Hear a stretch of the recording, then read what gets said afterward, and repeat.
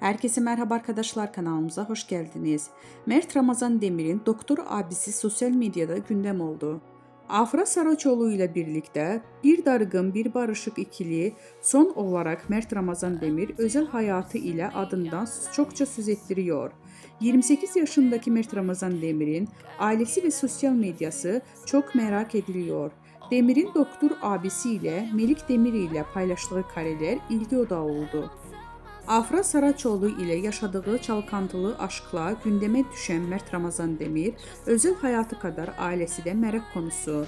Ünlü oyuncunun doktor abisi Melik Demir ile verdiği pozlar sosyal medyanın ilgi odağı oldu. Son dönemde en konuşulan çiftlerden biri olan ünlü oyuncuların dizi ile birlikte ilişkileri de bitti. Öte yandan başarılı oyuncu Mert Ramazan Demir'in Melik Demir dışında 3 erkek kardeşi daha bulunuyor.